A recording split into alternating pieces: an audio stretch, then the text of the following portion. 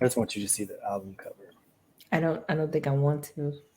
I'm not even going to share the album cover because I don't want the people to be exposed to that or to be subjected to it. I guess I should say. No, I don't want that. Kaya Lovelocks. That's what you need to look for. I don't want to. Okay. Yeah, we're not. We're The just album cover. no. We're moving. We're moving on past that. She's gonna get out and then she's gonna have a judgment thing on me, like let your chair. No, no, just no. No. Masks on, sirs. Stop. No. Hey everyone, thank you so much for tuning in to Take Up Space podcast. I am your host Leah, and I am here with our resident professor Jason. How are you? How am I? I'm great. That's wonderful. I'm doing good. How are you? Living my life. I'm good. I'm good. I'm a lot better than what I was last week. So we're good. You were kind of frustrated last week, right?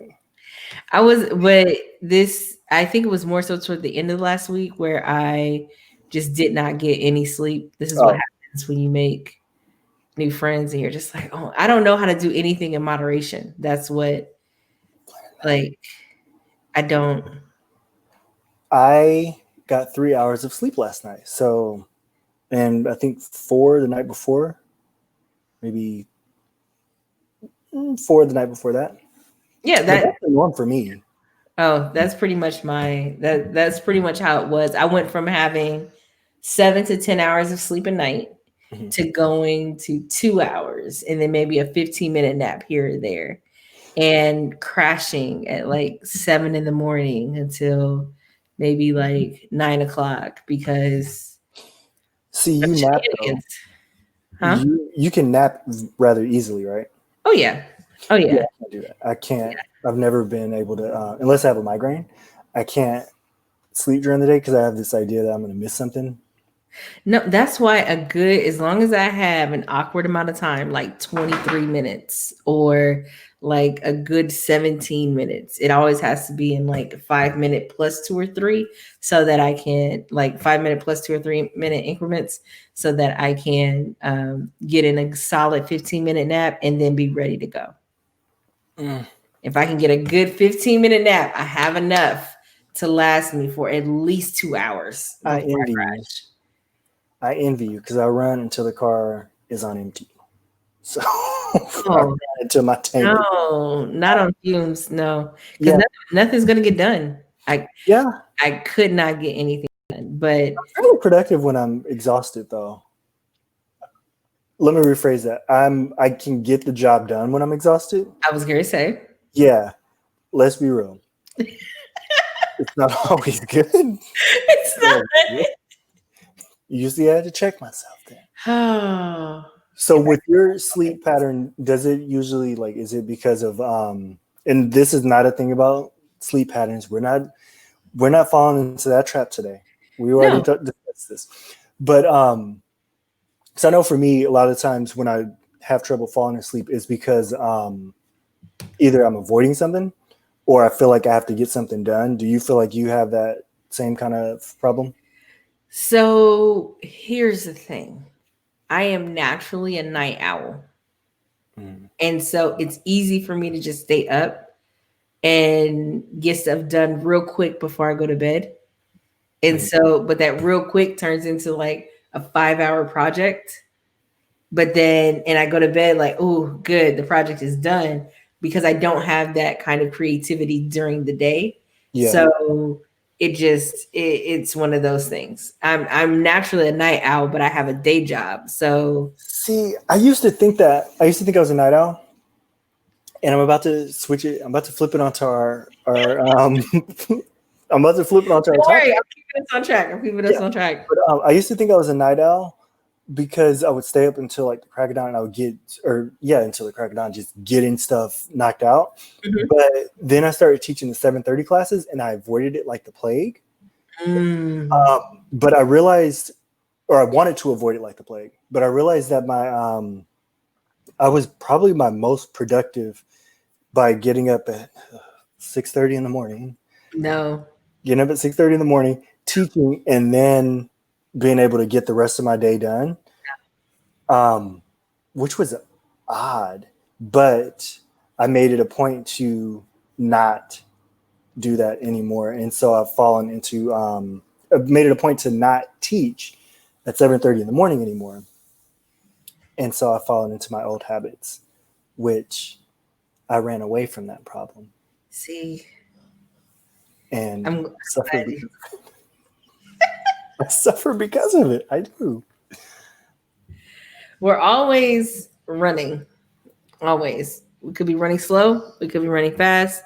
But there are some times where we're running away from something as a motivation, or we're running towards something. Mm-hmm. Which of the two do you think is stronger? The push or pull factor? I would say the push. It's the push to get away from something is a stronger factor. Because in my experience and with the work that I've done with with my therapist, like I would have all these kind of pipe dreams of moving to New York. New York was the first one. Okay. And that one was more so, I think that one was me running to something. That was me running to NYU to go to school. Okay. Of course, I was pushed back by the cost of going to NYU. That is a stronger factor. Financial. Yeah. In the middle, and as a young 20-something, when those things meet in the middle, the financial situation is always going to win. Mm-hmm.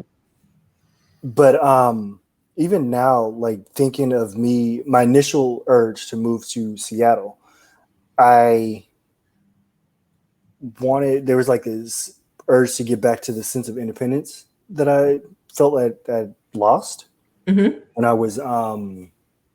I first moved to Sacramento, it was the first time by myself, and so I wilded out a little bit in my own sense of wilding out. Right. On a scale of Jason, Paris Hilton, I was probably maybe Macaulay Culkin. No, because he seemed like he went through a wild phase. I would never not look at him the same.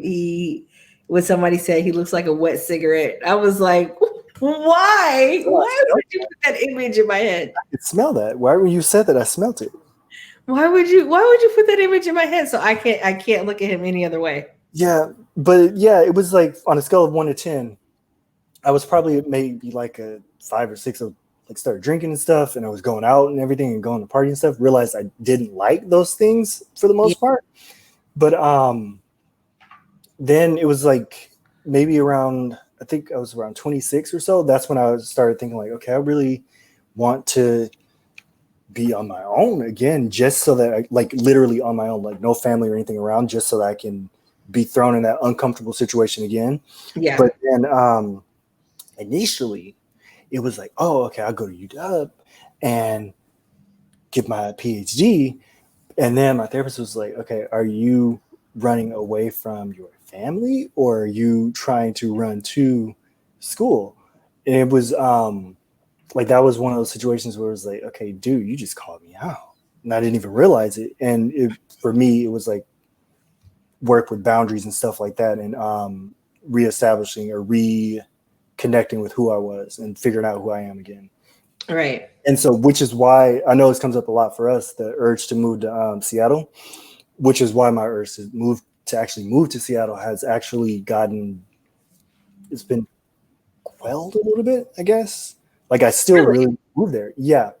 That is ultimately where I see myself, mm-hmm. but there's not the same sense of urgency. Like I have to do this right now that I had before.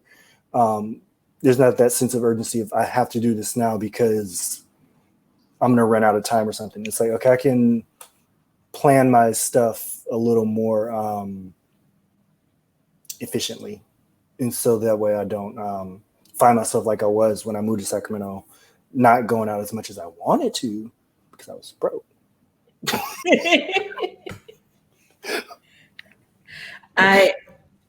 I would honestly Okay, in the sense of doing things, right?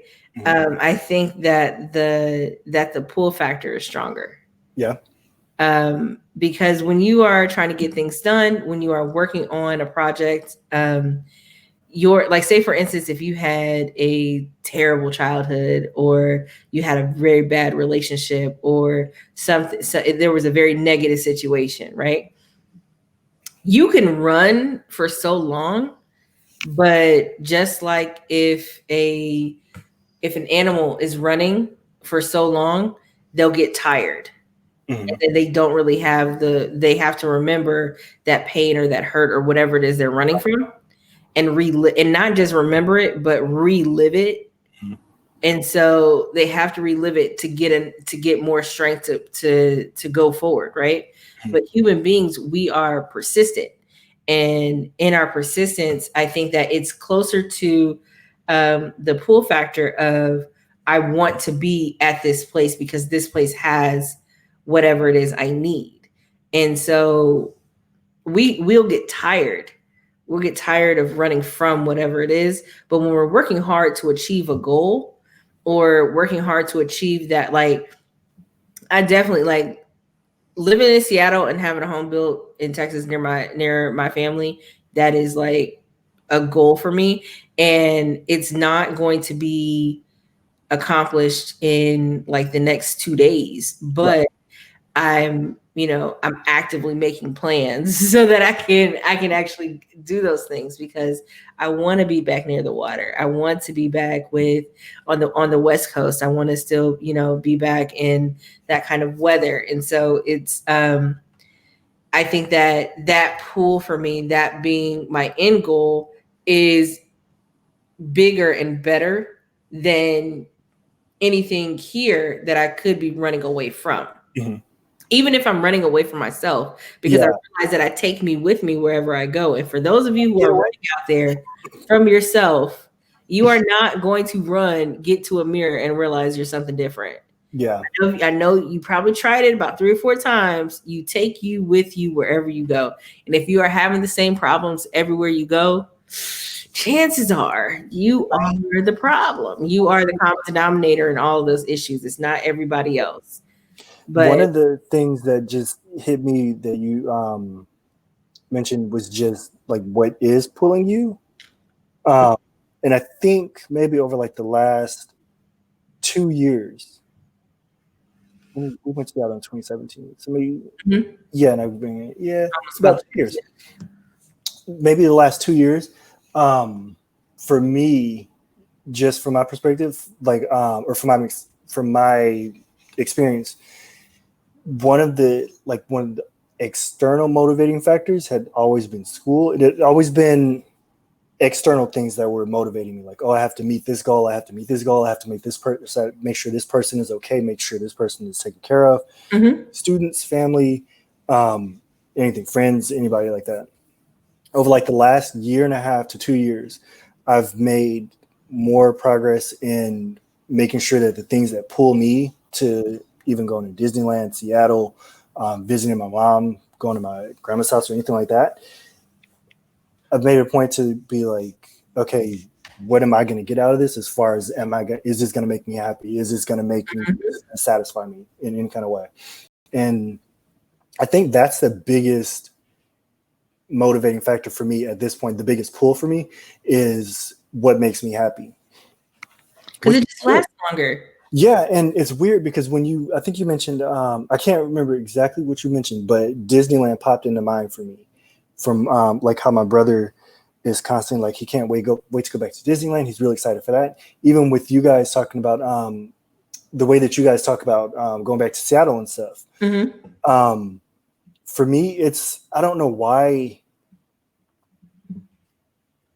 I'm like in a more, I guess, not patient place, but more like, okay, I know this is going to come at some point. Like, I know we'll get back there at some point. I know I'll get to this, and I know that this will make me happy. So I try not to, and maybe this is a way that I quell my anxiety, is just so I don't hype myself up too much to the point that I get nervous about something. Yeah. Because that can happen too. Like if we plan so much and look so far in the future and look at all these things that are pulling us and see, even if it's within arm's reach, it can start to make us really nervous. And I know I felt that way when I was once I finished my master's. Like that last month was, whew, it was rough. Mm-hmm. You remember? you know. Yeah, You were there. Yes, I know. It was rough, even though the bulk of the project that I was working on was done, and literally the finish line was right there. It was just, okay, the office isn't open for you to turn in the project. They're not accepting the projects. Even leading up to that, like literally standing on the doorstep of that major goal, it was like, okay, I just have to finish this so I can get away with it and be done with it, instead of like, oh, I'm almost there at the finish line. You know what I mean? Right. I think that's a really good point, because if we look too far in the future, we can be anxious about. I mean, it's good to have a loose plan, because life is going to happen and you're going to have to adjust. But I think that when you look too far in the future and you're too focused on what's next without celebrating what you have now, it can cause anxiety. It can cause like impatience, irritability, frustration, because you think you should be further along than where you are. Your self-esteem, because it makes you feel like you're not doing enough. There was a point I had to come to, and I talked about it probably on the first or third episode, one of the three. I forget what episode, but it was a previous episode where I talked about how important it was for me to not be focused on marriage, and not a wedding, not the event, but actually being married to someone, adjusting my life to spend my life with someone else. I had to let that go, because a lot of that was started to control what I did now. Because I was like, well, I can't be this kind of person because nobody wants to be married to a person that does this. Or like planning your life around what could happen. And what I had to realize is like, girl, you may not get married. Like it may not happen. And it's not, I mean, I'm not saying that I'm like too old or too this or too that or whatever, but life may unfold in a way in which I may not get married. And that's and that's okay. I may not ever have kids, and that's okay. And I think that around that time, no. I realized that earlier this year, and around like a month or two ago, there was talk on Twitter about normalizing the single life, or normalizing women not striving for marriage and as an end goal, because that was always like ingrained in me. Oh, you married, kids, you know. Oh, she has a husband. Oh Yeah. So when you stay at home mom, oh great. Oh, how many kids do you have? Oh, how many kids? Or all that judgment. And so instead of putting all that pressure on myself of, I have to be stable and I have to have this money saved and I have to do these things and blah, blah, blah for marriage, instead of just being like, well, as a productive adult, you should probably work on your finances for the sake of working on your finances. You should probably make sure that you have money in the bank and make sure that you pay your bills on time and make sure that you're able to take care of this and your credit goes up. And you have for a long time, I didn't want to start the business because I did not want to. I would have rather, like 2 years ago, I remember clearly having this thought. I did not want to start my business, and I knew I was going to start a business, but I did not want to start my business 2 years ago, because I would rather wait until I got married and have somebody in the house who is the breadwinner while I focus on building my business, so that I didn't have to worry about paying bills and I could just solely focus on, I need you not with the faces. And so I can focus. I was stretching my neck. Yeah, right. So I can focus on the business.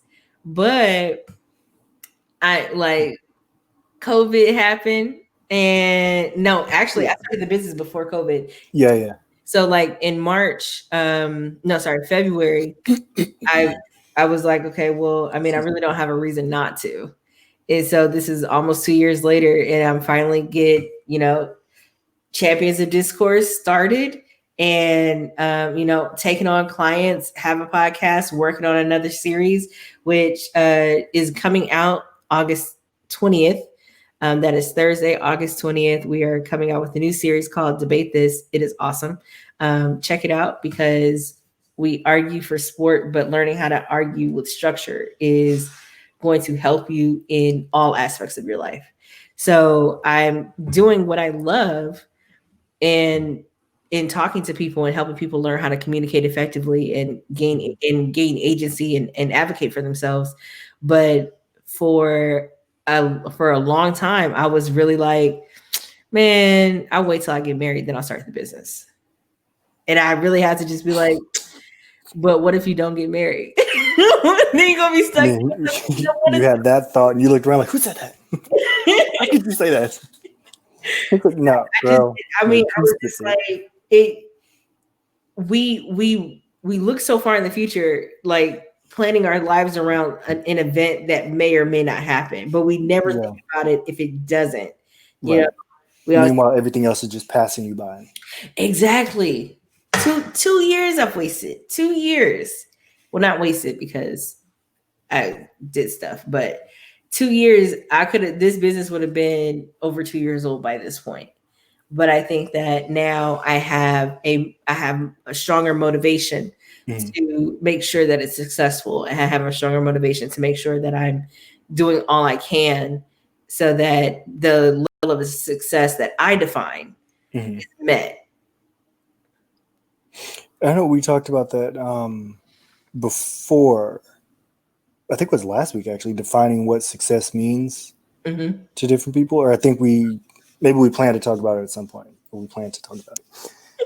If not, put it on the docket. But no, I'm just kidding. But no, yeah, that makes sense. Because I think when we're young, a lot of what motivates us is influenced by what we see from our families and what we hear from our parents based on, okay, this is what success means. For me, it was always school. And that was, for the most part, from my dad. He always was insistent on us being in school and succeeding in school. Didn't succeed in high school, really. I graduated. I did well in most of my classes. Like, I could have been I was relieved when I went to high school. That's why the other day I looked at my degrees sitting on the floor. Don't ask. And I was like, California, so I don't even. I just picked them up and I was like, I just started laughing because I was like, I have a master's degree of all people. And it's not even like me bragging or anything about it. It's that I was not that student. I didn't expect that I was going to go to college. Like, I didn't want to go to college until maybe like my last month of high school. And now I can't leave college. That's so, I've never, oh my gosh. What, you never knew that? I never thought about whether or not I wanted to go to college. It was just always assumed, right? Yeah. And to be honest, no, like now that I'm thinking about it, I don't want to go to college. Let me go to work. Let me make the money. Let me do what I know. Because when I was in high school, I was braiding hair, making money braiding hair. I was making money tutoring. I was making money, doing whatever it is. And so I'm like, well, if you go to college to make money, but I'm already making money, why don't I just make the money? It's not, but I just, college was fun for the most part, but I never really wanted to go. I never wanted to go. See, I want to go back. Like, I need you to stop. Yeah, I want to go back. And it's weird. Like, I never thought growing up that I would be an academic. And that's like one of my biggest pulls is one, like we talked about, finding stuff that makes me happy. And the other one of my pulls, I can't say my biggest pulls. One of my pulls at this point is helping people learn how to learn better, for lack of a better word, and learn how to research and learn how to critically analyze things. even if it's not in like a formal academic setting, which I think there are huge issues with formal academia at this point and in general. Tell me about it. But one of my pulls is that it's not so much that I'm being pushed to get my students out of class so I can push my students into the next level. It's that I'm being pulled by the need for them to actually learn something from the class and to actually become productive members of society.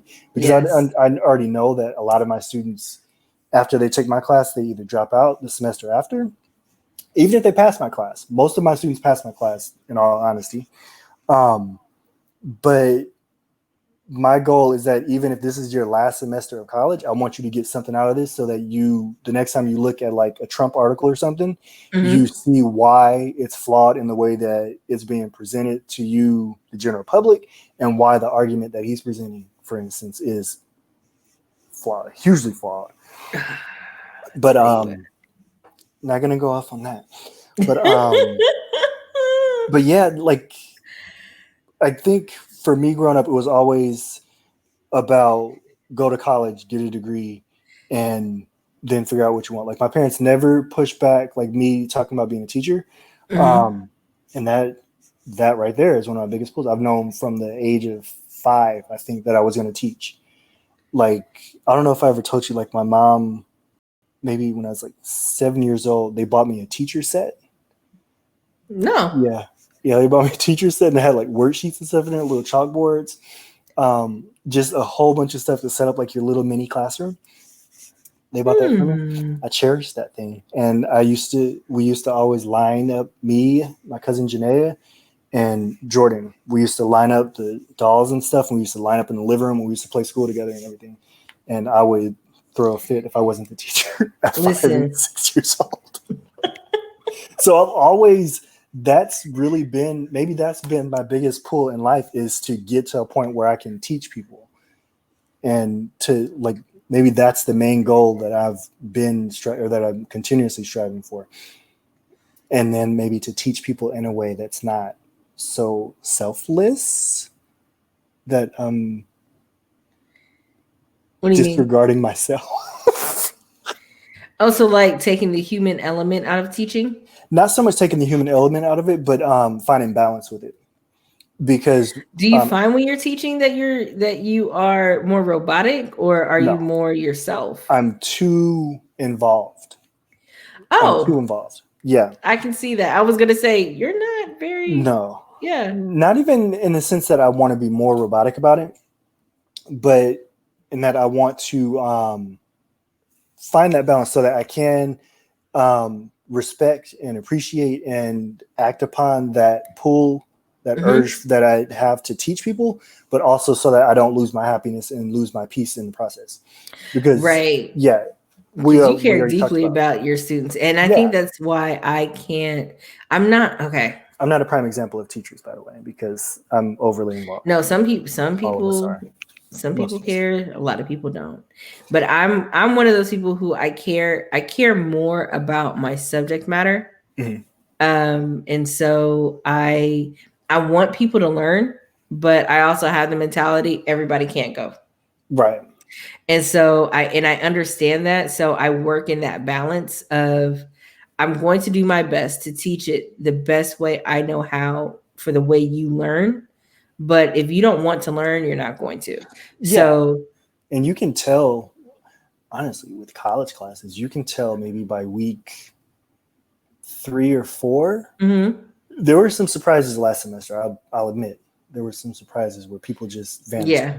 And even there have been some surprises, but by week 3 or 4, you can usually tell which students are going to be on top of things and which ones are going to stick with it, which ones are going to succeed, and which ones are going to, like, you're going to have to either be on top of them a lot or you know that they're going to drop by the drop deadline. Or miss the drop deadline. It's so weird. So a couple things out of what you said. No, I never heard the story about your mom buying you the teacher set, but it made me think of 2 things. I'm not even sure she remembers, honestly. One is my parents have always been education is very important, da, da, da, da. But then there was like this expectation, and I don't know if it was necessarily spoken or unspoken. I know the educational part was spoken. The getting a job part, be responsible part, that was spoken. But I think it was kind of assumed about getting married, having kids, having a family, things like that. I don't recall, and I could be wrong. I know recently that kind of talk has been happening. Oh, dating, blah, blah, blah.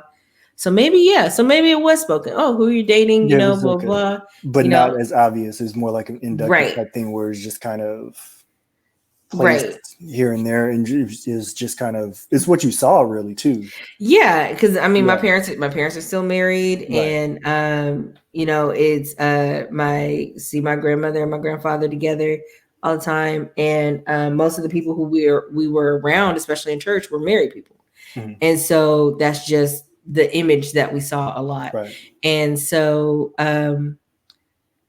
it was education, get a job, go to the military, do what you need to do. But it was like education was definitely there was no question about it. But I never, and I did all right. I could have done a lot better in high school, but I was more concerned with the social aspect. And I didn't, if I could pass the test without doing homework, why are you grading me down 30% for homework? Like, I know how to do the thing. Just let me do the thing and go. But that's the kind of student I was.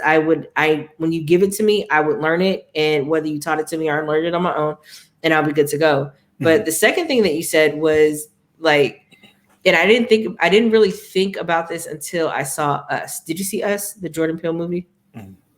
So you remember when Lupita Nyong'o's mom character told her daughter to run, and she said go baby go, or something like that. And I was just like, and then she told her son to just go ahead and play with the other kid, right? That whole scene, after that, was my first takeaway.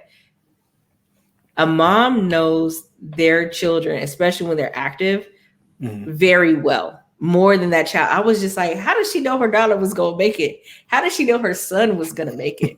Like, how do you know these things? But it's just like, as a mom, you have this intuition. And my mom has been very consistent. Not so much in the last 2 years, not in the last 6 months. I'll say not in the last 6 months, but definitely, she's been very consistent in, she'll leave like an LSAT book on my bed. She'll tell me about other law schools.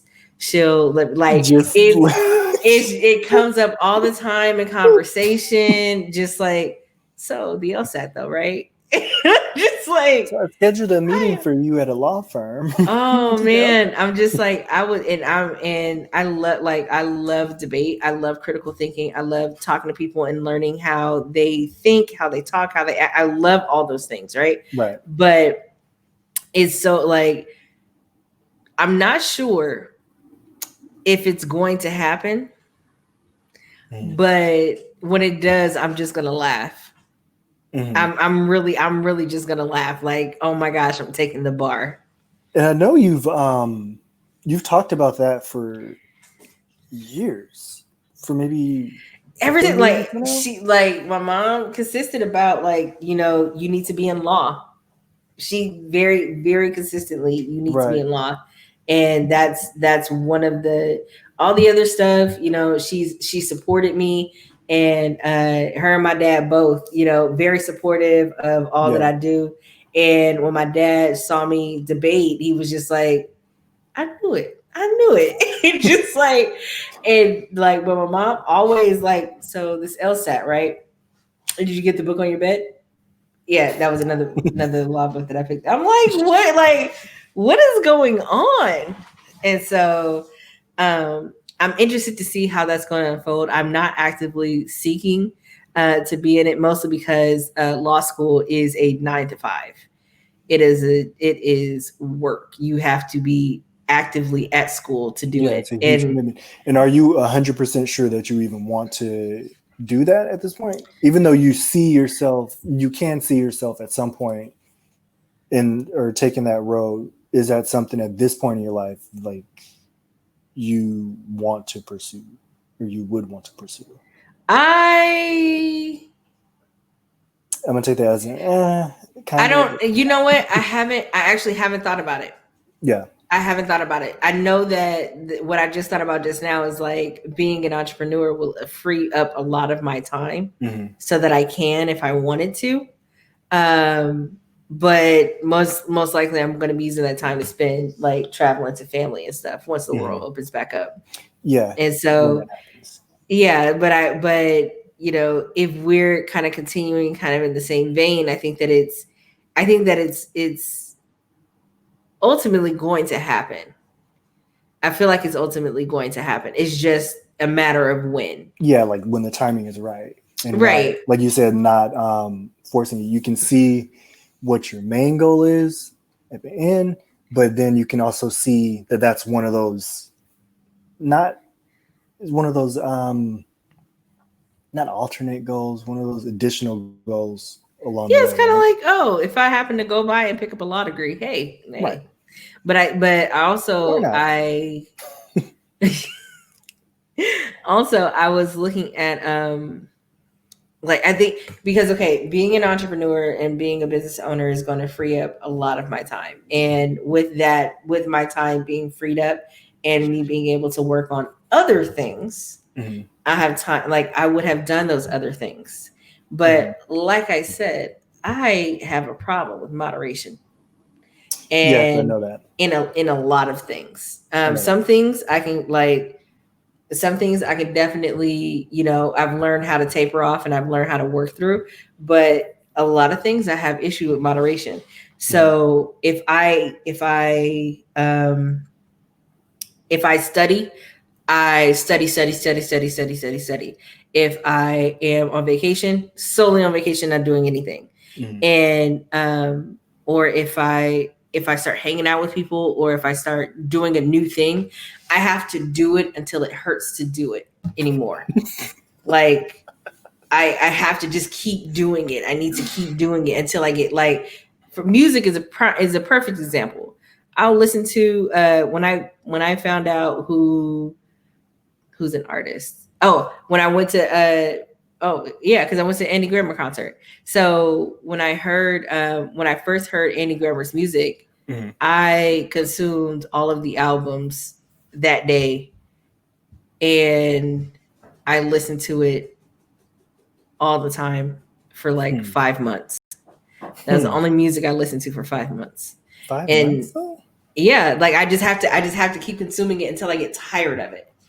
And I don't know why that is, but that's just how my brain works. And so yeah, I'm concerned that if I get started doing that, if I get started in law, it's going to be something similar. So I have to practice. So I'm practicing in my adult life, practicing moderation.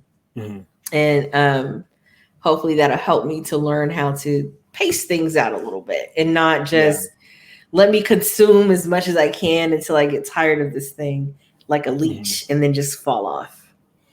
That's kind of what I did with when I went back for my master's, because it was a period. Let me preface this. This is one of the reasons why I haven't really committed to getting a PhD, because it comes in waves for me. And like you with the law degree, it's like I want to make sure that I'm doing it for the right reasons and at the right time. Like I don't want to enroll in a PhD program just to move to Seattle. I don't want to, or even what was the other place I was looking at? Was it Reno? No, sorry. I thought it was the other. You didn't have to do that base. It wasn't Reno. It was down. It was It was UC Irvine. It was Irvine. I thought. Okay, you said there were there 3 schools or 2? I think it was Irvine. I know Davis has a program that I'm still sort of looking at, but it's not a PhD in composition specifically. Right. And then Reno was one where they offer a program, but I knew it. I was like, I knew you mentioned Reno. I knew it was I mentioned that they offer a program and that I would not be enrolling there. Like Reno was off the table.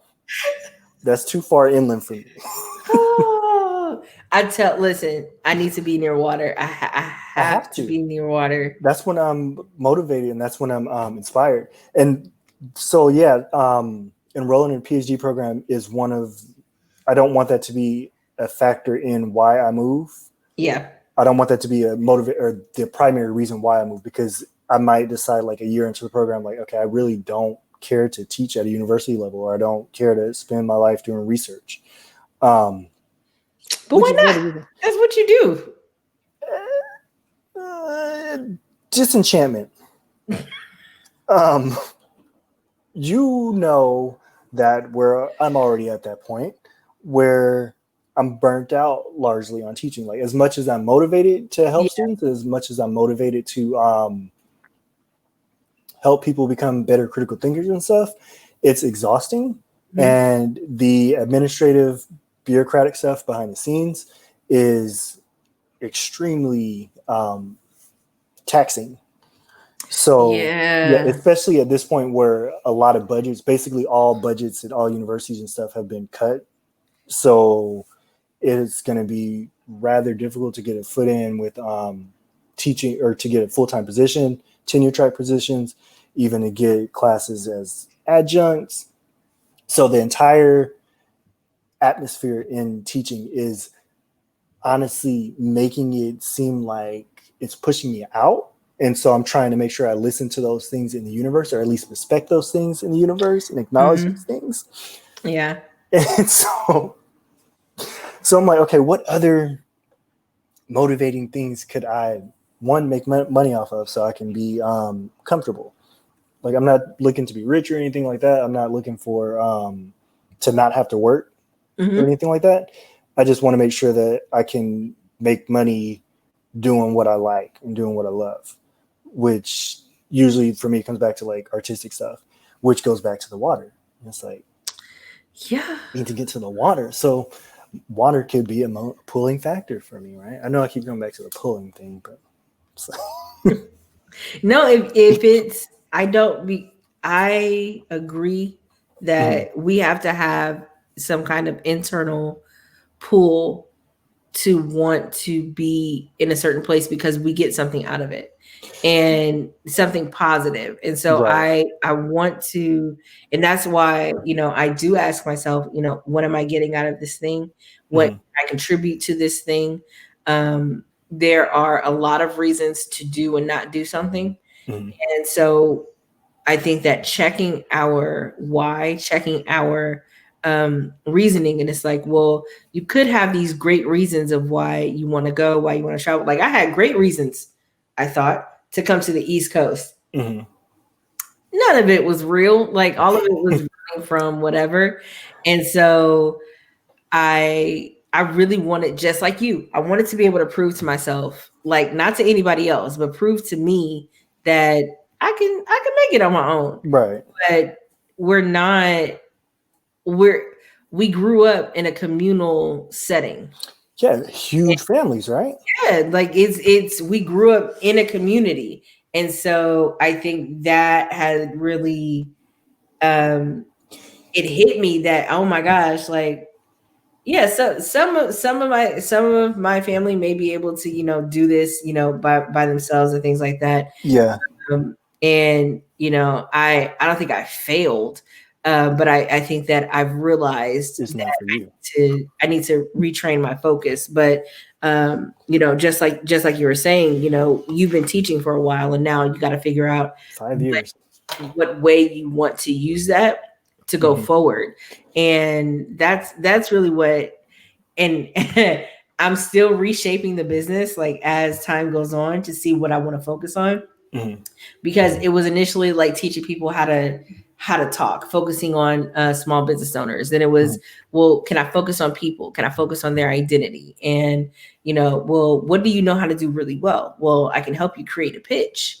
And like, that's really what it's based off of, like creating the perfect, elevator pitch, or as perfect as it can be, because it's a living breathing thing that you want to be able to use in any setting.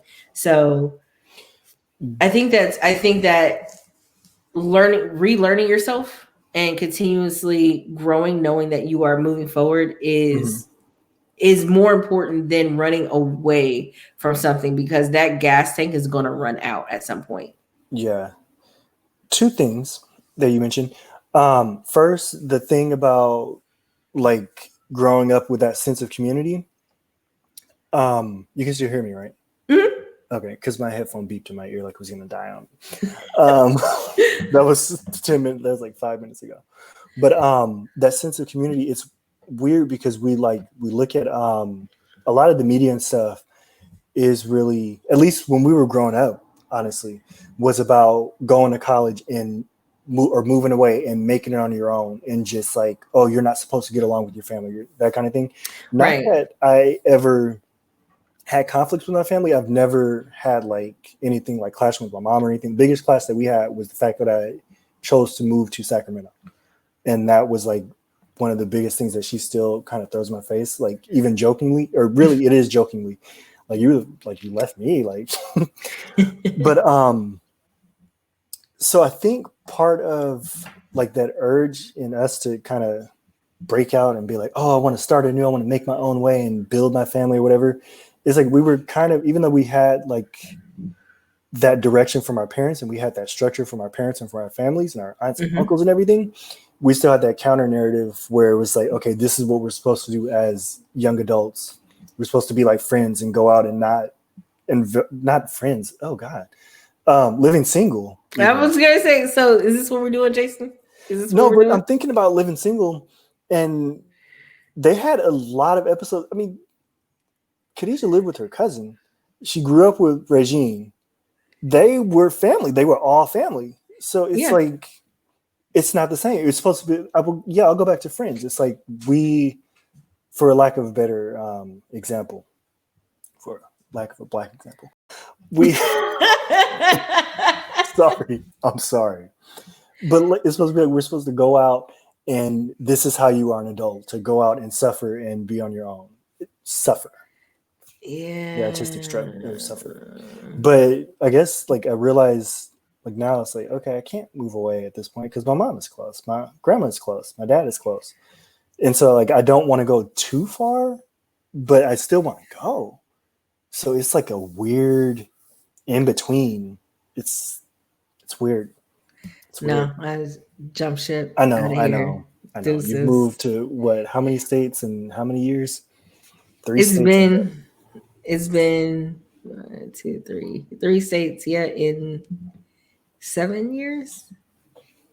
See, I actually admire that in a sense because you're figuring out what you like and what you don't like. Oh yeah. Yeah. The other thing was when you mentioned before that you know that you need to be near the water. I don't know if I told you this maybe 2 or 3 weeks ago, but like I had a realization that like when we were in Seattle, like I almost literally sobbed on the beach. Honestly, I probably hit it well enough, but like just sitting there with my eyes closed, being at the water. Oh, when you guys were sitting down on the rocks. Yeah, like it was. And it wasn't even, people might listen to this and think like, oh, Seattle, what are they talking about? Those dirty beaches. For me, it was being on the water and being in like at the water and feeling like that calm that comes with it. And like, honestly, that's one of the last times that I can think of the like peaceful times where I can think like happiness and tranquility. And I use it as a point of reference for meditation. Oh, okay. I'm not alone in this. Yeah, like yes, we live by the Sacramento River. I didn't even want to call it Black Tar. Yeah, Sacramento River, where somebody gets stabbed by the weekly, right? But it's not the same kind of water if you grow up on the bay, literally on the bay. It's not. It's really not. It's not even close. And you Sacramentonians, you might listen to this and you might send me hate mail. Nobody in Sacramento likes me enough to watch this or to listen to this. So I'm just like, do I have any people in Sacramento? Anyone? No. Other than me? Anyone? You could. Okay. From what I understand, talking to people from Sacramento, they don't want to be here. None of them want to be there. It's almost like, oh yeah, I got people who are like, I mean, I've been here for forever though. Like I got stuck here. And not even joking. I was like, do I have family? Yeah, I have. Well, they're in Elk Grove, but yeah. Yeah. It's like I grew up here and just kind of never left, or I came here for college like me and kind of never left. And like, I don't want that. And from my experience talking with people from Sacramento, they don't want to be here. No. But I digress. No. All that from the water. But yeah, the water is, for me, that's one of probably the biggest pull at this point. I just want to be on the coast. And happy. I'm too far inland, and I don't think I want to be on the Atlantic coast. I want to go back to the Pacific. Yes. No hurricanes. I will take an earthquake over a hurricane in a minute. West Coast, best coast. Grew up saying that. We'll always say that. Always say it. Always say it. It's necessary. People need to know. People need to know. Well, thank you so much for chatting with me today. And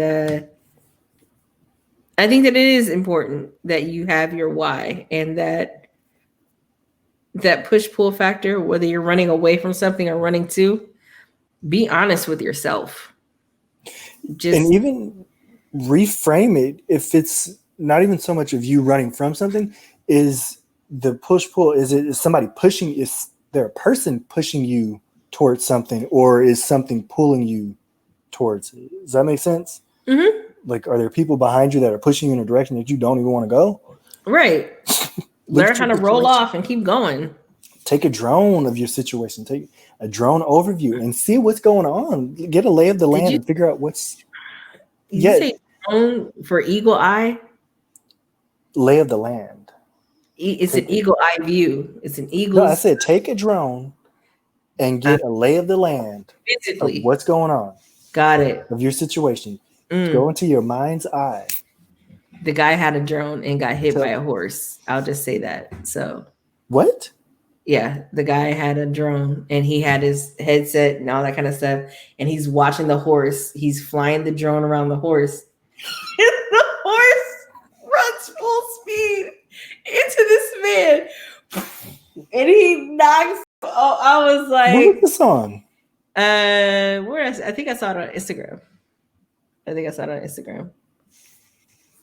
Hilarious. I'll send it to you. He wasn't send this off. Send them off. He wasn't paying attention. But thank you all for tuning in to another episode of Take Up Space Podcast. I am your host, Leah. You can find us on Take Up Space Pod. That's Take Up Space POD on Facebook, Instagram, and Twitter.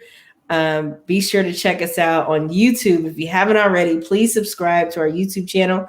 We do have great content coming August 20th. August 20th, Champions of Discourse presents Debate This. Jason, where can they find you? Well, if you take a left, you can find me on Twitter and Instagram at JJ_Newberry. The underscore, yes. Underscore JJ Newberry. Like the store. JJ_Newberry. Got it. Like the store. I still haven't seen the store, but thank you for sending a picture of that to me. Like 4 years ago. All right, y'all. Y'all have a good one. Take care.